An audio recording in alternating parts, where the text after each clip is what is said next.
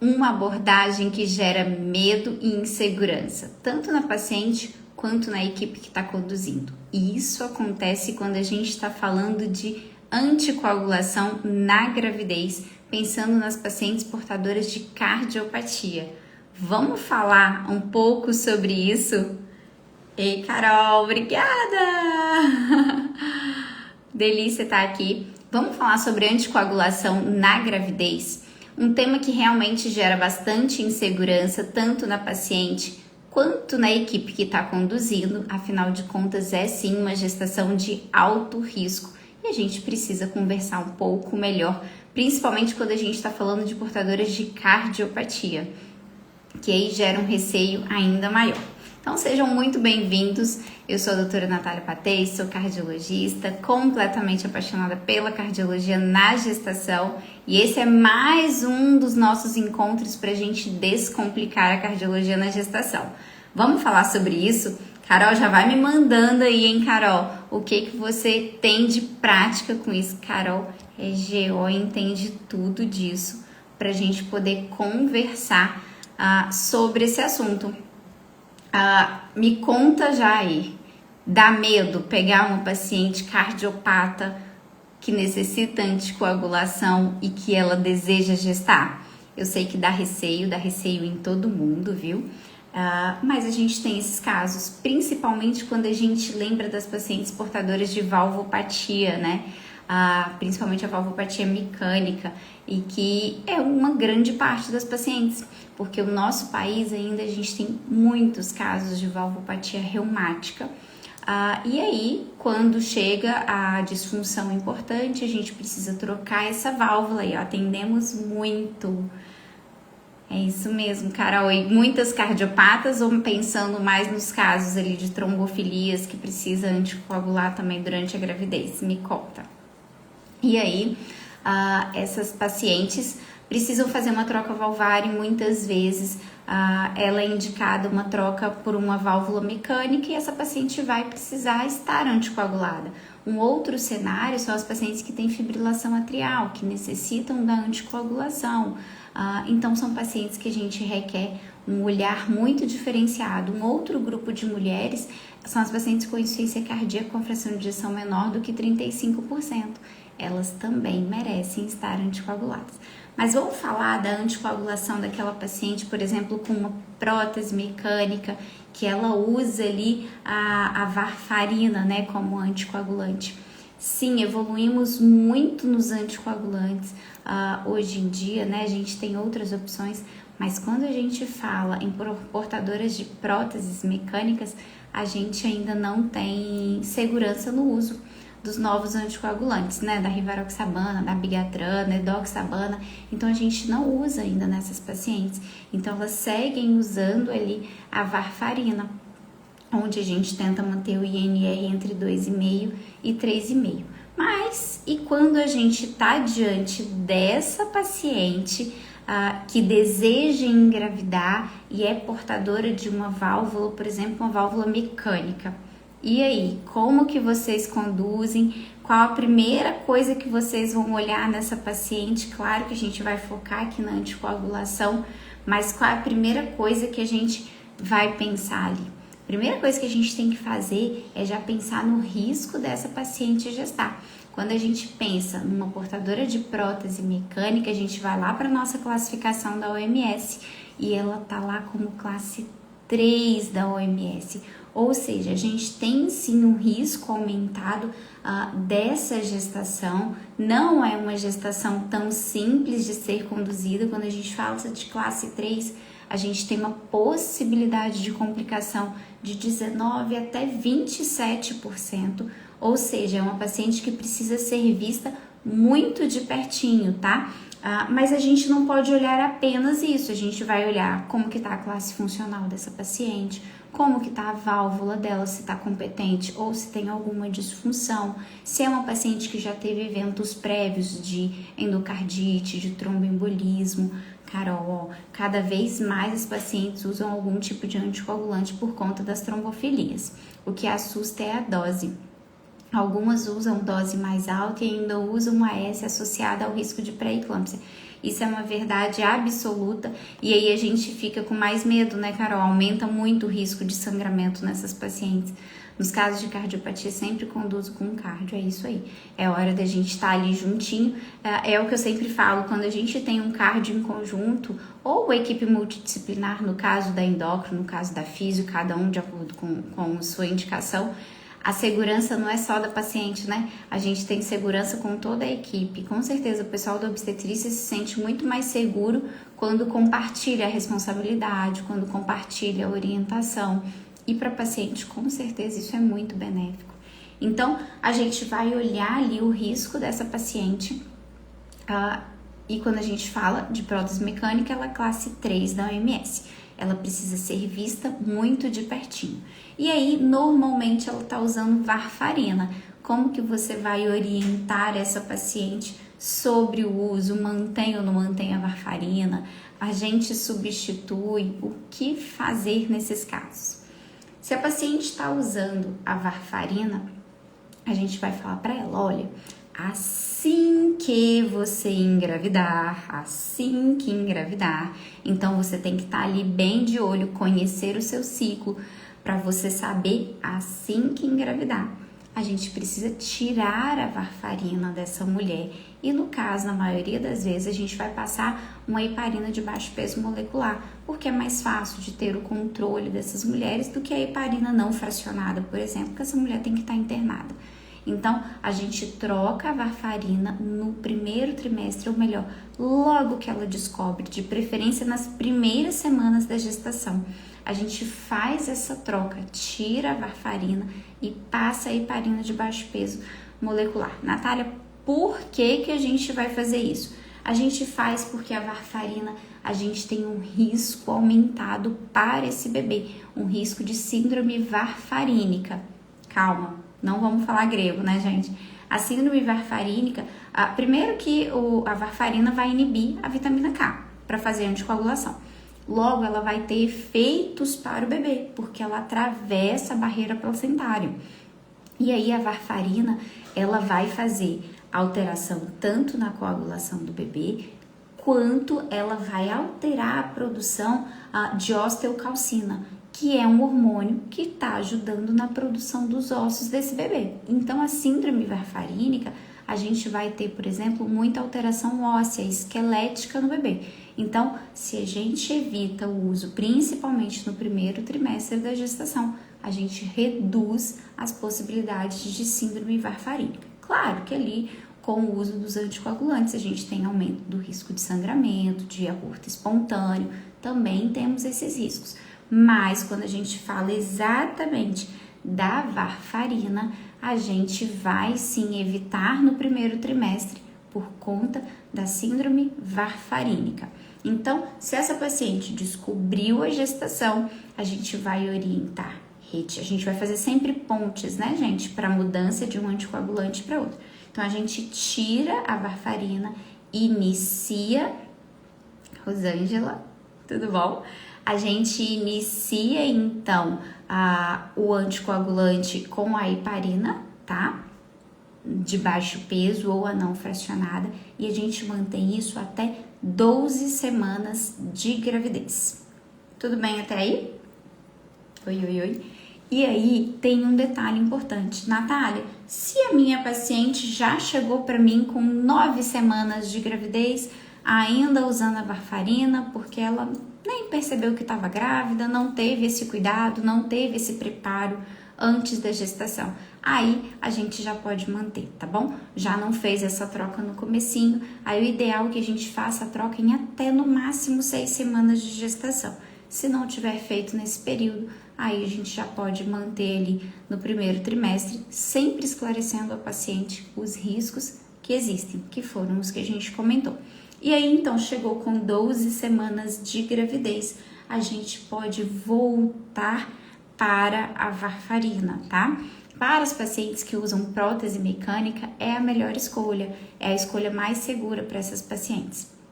Alguns preferem manter a heparina de baixo peso molecular, mas também tem um custo associado.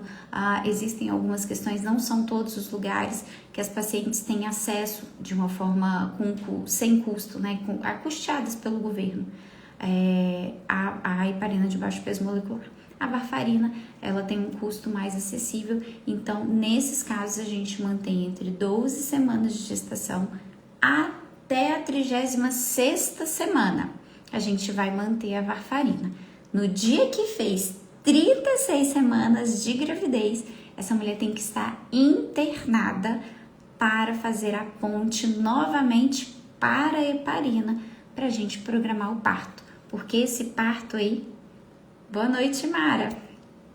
Porque esse parto ele tem que acontecer com, no máximo, 37 semanas de gravidez. Claro, nesse meio do caminho, essa paciente vai estar sendo acompanhada muito de perto. Quando ela está fazendo uso da varfarina, a gente tem que ter o controle do INR muito, muito de pertinho, entre 2,5 até no máximo 3,5. Então, a gente tem que estar com ela muito próxima. E a gente tem sempre que lembrar que quando a gente fala de anticoagulação na gravidez, a Imara também entende tudo disso, que ela também trabalha com cardio mulher. Lá, a Rosângela falando, aqui no Sul conseguimos pelo SUS a heparina até o fim. Isso é excelente, Rosângela. Aqui no Espírito Santo a gente também consegue, tá? Mas eu sei que não é a realidade de todos os lugares. Teve esses dias mesmo, conversei com uma pessoa que falou que tinha muita dificuldade com o acesso da heparina na Bahia, por exemplo. Então, infelizmente, não é uma realidade de todos os lugares, né? Podíamos ter. Mas, enfim, cada um com a sua realidade. E aí a gente vai... Aí, ó, a Imara falando, temos dificuldade na Paraíba. É isso aí, a gente tem muitos Brasis dentro de um Brasil, né? Então, a gente vai... Eu acho que a gente vai ajustando de acordo com cada local, até mesmo com a condição financeira da paciente. É o que eu sempre falo, a gente precisa muito individualizar o tratamento. Mas quando a gente está falando de pacientes portadoras de uma válvula metálica, mecânica, a varfarina ainda é mais segura para essa paciente, né? É o mais indicado. Mas, se ela pode manter uma heparina de baixo peso, também é uma ótima opção. A gente tem um controle melhor do que o controle do INR, né? Que a gente... É muito difícil tá ali sempre certinho. E o ideal é que durante a gestação a gente faça uso de até 5 miligramas de varfarina por dia. E a gente sabe que não são todas as mulheres que conseguem com essa dose. Às vezes a paciente precisa de uma dose maior. E a gente falando disso... eu me lembrei de um caso que eu atendi. Essa paciente chegou para mim já tinha passado do primeiro trimestre, se eu não me engano. E eu falei, e aí, como é que tá a sua anticoagulação? Ela era portadora de uma prótese mecânica, exatamente o que a gente conversou. Uma valvopatia reumática, uma prótese mecânica, já tinha tido abortos de repetição. Aí, ó, a Carol falou, mesmo eu ia questionar, pro obstetra é melhor usar a heparina. Eu acho que a gente tem que individualizar, Carol. A gente vai usar aquilo que a gente consegue, que tem segurança de uso. Pro obstetra realmente é melhor. Para cardio também acaba sendo hoje em dia, né? Durante muitos anos a gente conseguiu usar muita varfarina até a gente ter o advento dos novos anticoagulantes. Eu acho que a gente até desacostumou um pouco, né, de usar a varfarina. Então a gente deixa a varfarina para casos bem específicos hoje em dia, né?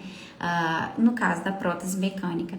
Mas se você tem mais segurança, mais tato no uso da heparina, seguimos com a heparina e tá tudo bem.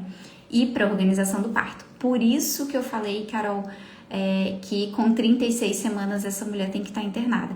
Mas a gente também tem que lembrar um ponto muito importante, que uma coisa a gente vê ali no livro, que a varfarina é melhor na prótese mecânica, mas a gente também tem que pensar que se essa paciente tem uma prótese mecânica, já é uma paciente com um alto risco de ter um parto prematuro, por exemplo. Então, muitas vezes, ela não vai conseguir chegar até as 36 semanas para poder fazer uma ponte, né? Então, tem tudo isso. Então, é exatamente isso, concordo plenamente com você, tá?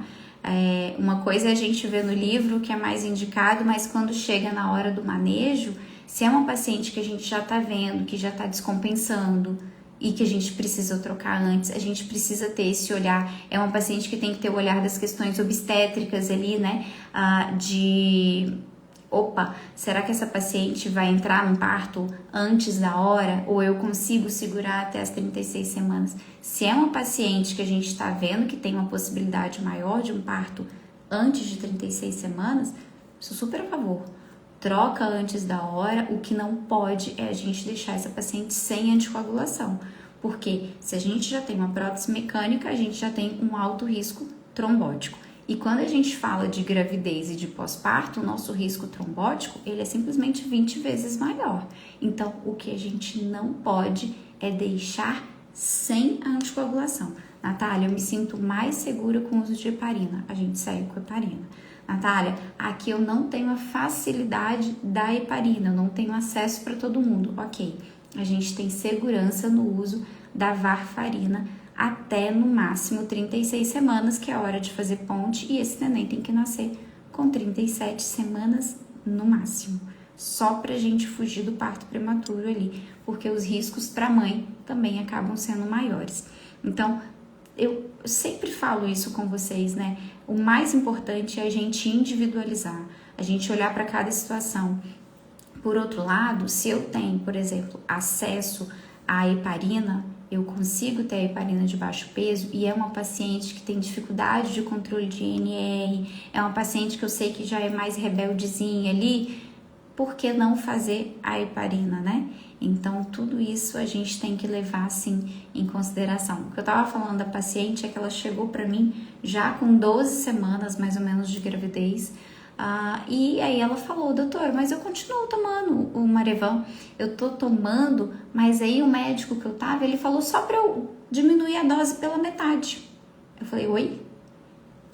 Eu só diminuí a dose. No dia que eu descobri que eu tava grávida, ele pediu só para eu diminuir a dose pela metade, manter o remédio e tava tudo certo. Eu falei, tá, mas você diminuiu a dose, como é que ficou o controle ali do INR? Não, doutor, eu não tô dosando, não, eu não tô acompanhando. Enfim, pirei na hora, né? Falei, meu Deus do céu, esse negócio deve estar tudo bagunçado. Ou seja, a gente precisa falar sobre isso, porque muitas vezes essa paciente não vai ter acesso a um profissional que vai estar realmente orientado. Então, a gente precisa difundir essa informação para quem está na assistência básica, para quem está no alto risco, porque a gente vê as dificuldades que a gente tem de anticoagulação dessas pacientes, mas a gente tem que lembrar que boa parte disso cabe a nós, as pessoas que orientam, as pessoas que conduzem essas pacientes. Então, a gente tem que quebrar o tabu de falar dessas coisas que são reais e levar a informação mesmo, seja para o pessoal que está na UBS, que está numa porta de pronto-socorro de uma maternidade, ao pessoal que está numa maternidade de alto risco ou de baixo risco, e a cardiologia, a AGO, todo mundo que lida com essa gestante tem que ter essa informação. Não dá pra gente fazer, simplesmente falar, coloca metade do comprimido aí, se você tomava 5 miligramas, agora você vai tomar 2,5 e tá tudo bem. Não, porque se essa mulher tem um trombo nessa prótese, a gente coloca a vida dessa mulher muito em risco. Muito. Dela e do bebê, né? E tem um outro detalhe importante que a gente precisa sempre lembrar. Quando a gente vai acompanhar uma paciente que precisa dessa anticoagulação, essa paciente precisa sim conhecer os riscos dela e os riscos também para o bebê. Então, por exemplo, se é uma paciente que está anticoagulada, ela está em uso do anticoagulante e ela precisa ir para um parto, como a Carol falou, a condução do parto fica mais complicada, realmente é, inclusive, uma das indicações de parto via cesariana, quando é um paciente que está em uso do comprimidinho ali de anticoagulante. Porque se a gente pensa o seguinte, se essa paciente entra em trabalho de parto e ela vai ter um parto vaginal em uso do anticoagulante, pensa comigo, se ela está em uso do Marevan, que atravessa a barreira placentária, esse bebê também está anticoagulado. Se ele está anticoagulado e ele vai passar a cabecinha por um canal estreito, a gente aumenta muito a chance de hemorragia intracraniana desse bebê. Então, os riscos não são só para a mãe, os riscos também existem para o bebê. Então, tudo isso tem que ser conversado, tem que ser orientado. Se essa mulher tá bem acompanhada, ela vai internar, não é, Carol? Carol concordou aí comigo. Se essa mulher tá ali, ela tem condição de, ela precisa ser internada, ela precisa ir para a maternidade, se ela tá em uso da Marivan, para fazer ponte para a heparina, porque a gente precisa ir diminuindo também as dosagens e entrando o anticoagulante, a heparina e tirando o Marivan, porque ela não pode ficar sem proteção em momento algum. E quando a gente vai falar do momento de tirar para o parto dessa mulher, isso vai depender sim da dose da medicação dessa paciente, mas no mínimo ali entre 6 a 12 horas sem o anticoagulante, sem a heparina, para essa mulher ir para o parto, tá? Para a gente poder ter um parto com muito mais segurança. E eu preciso lembrar, se essa paciente teve riscos de trombo durante a gestação, ou melhor, se ela tem risco de trombo antes mesmo de gestar, né? Porque ela tem uma prótese mecânica e já é anticoagulada. Durante a gestação ela também tem risco, mas a gente não pode esquecer do pós-parto. O pós-parto, essa mulher precisa ser anticoagulada. Então, a gente vai voltar com a heparina para essa mulher, claro, que em comum acordo ali com a obstetrícia. A gente sabe que já foi feita uma homeostasia, essa mulher não está sangrando, a gente vai voltar com a heparina para ela em até 12 horas. Até 12 horas, entre 6 e 12 horas a gente volta com a heparina para essa mulher. E 48 horas após o parto, a gente vai voltar com a varfarina, tá? Então, a gente não pode esquecer de anticoagular essa mulher também no pós-parto. Tudo bem até aí? E aí, a gente vai fazendo a ponte também, a transição, tá? Ela tá com heparina, tirei, ó, a Carol falou assim, 12 horas de intervalo da última aplicação é o que geralmente orientamos, perfeito. É isso aí, porque ela tirou antes, 12 horas após o parto, entre 6 e 12 horas ali antes do parto, teve o bebê e ela vai voltar entre 6 e 12 horas após o parto, no máximo 12 horas após o parto. Claro que a gente sempre certificando de que essa paciente não está sangrando. A gente volta com a heparina primeiro e aí 48 horas depois a gente vai voltar com a varfarina, tá bom? E aí a gente vai aumentando a dose até atingir o INR.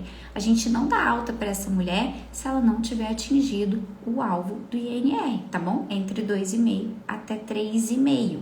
Então ela precisa estar no alvo do INR para ter alta, tá bom, gente? E essa, assim, é uma realidade. A Carol aí comentou também que a gente tem visto muitas mulheres usando anticoagulante durante a gestação por conta das trombofilias. Hoje a gente faz muito mais diagnóstico de trombofilia. Atendi uma ontem com uma trombofilia autoimune. Vai ser um caso bem desafiador pra gente, mas que precisa de um cuidado especial também. Não é o mérito hoje da nossa conversa, mas a gente tem visto. O que eu quero trazer hoje aqui para vocês é que a gente precisa ter clareza na nossa orientação. Se essa paciente desejar, ou melhor, eu sempre faço, coloca no papel, coloca para ela. Aí, Carol, quero informações da paciente? Carol, eu conto. Eu conto, sim. Essa pacientinha, Carol, ela teve 3 perdas só esse ano. Então, ela veio para mim por conta de uma hipertensão também importante. E aí a gente vai acompanhar junto, porque agora é programar, reorganizar a casa para a próxima gestação. Mas ainda teremos um longo caminho aí, porque tem endometriose, miomatose, e aí ela vai operar primeiro, a gente vai reajustar a rota para depois pensar na gestação. Mas tem um bocado de coisa ali para ser vista. Então, a gente tem que olhar ela como um todo mesmo, né? Mas aí entra um detalhe importante. Como eu entrei com antihipertensivo para ela, o que eu já pensei? É uma mulher que deseja gestar. Então, se é uma mulher que deseja gestar, a gente vai sim prescrever medicações que ela possa engravidar usando.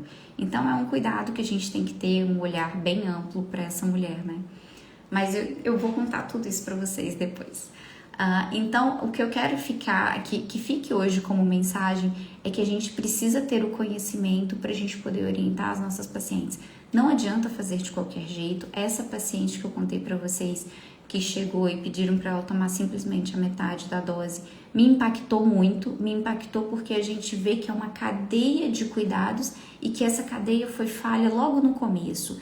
E aí, se ela é falha, a gente coloca em risco tanto a mãe, quanto o bebê, quanto uma família, porque é uma mulher, né, que tá ali, que já era mãe de uma outra criança, e não dá pra gente pecar nisso. O que depende da gente, a gente tem que fazer bem feito, tá? Então, existe a possibilidade, existe também a necessidade de clareza a essa paciente. Olha, você tem uma prótese mecânica, você necessita anticoagular, e quando a gente fala disso, já é uma paciente com uma probabilidade maior de complicações, mas quando tudo está esclarecido, quando essa paciente está seguindo à risca todo o protocolo, a gente diminui muito a chance de complicação. A gente vê que as complicações acontecem mais nas pacientes quando elas têm uma classe funcional mais comprometida, classe funcional 3 para 4, ou seja, uma paciente cardiopata com sintomas importantes e também com uma classificação da OMS mais avançada, 3, 4. Então, se é uma classe 3 já a nossa paciente, ela precisa se cercar de cuidados e de um atendimento muito bem feito. E vale lembrar que essas pacientes, eu sempre chamo a atenção disso, com 28 semanas, elas repetem o ecocardiograma, tá? Então, não é fez lá no começo, antes de engravidar, e não faz mais, não. Com 28 semanas, é um marco pra gente, de 28 até no máximo 30, a gente repete o ecocardiograma dessa mulher, pra gente ver se tá tudo bonitinho. E se for necessário, a gente faz outros, pra gente poder ir vendo se tem sintomas, se não tem, como é que ela tá clinicamente. Se tiver ótima, linda evolução, a gente faz também com 28 a 30 semanas um novo ecocardiograma, porque é uma mudança hemodinâmica muito importante. Então, essas pacientes precisam de cuidado, precisam ser vistas de uma forma muito cuidadosa, muito adequada, mas é sim possível gestar fazendo anticoagulação, mas tudo precisa estar muito claro, tanto para o paciente quanto para quem está conduzindo. Faz mãe e bebê na mesma hora. O que, Carol? Me conta. Me conta aí, Carol. O que faz mãe e bebê?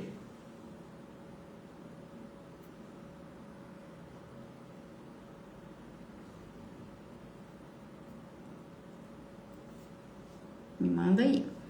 Então, é exatamente isso que eu quero passar para você. Ah, o ecocardio. Isso, Carol, bem lembrado, viu? Muito, muito bem lembrado mesmo. A gente faz o eco fetal, né? Já que é uma mulher portadora de cardiopatia,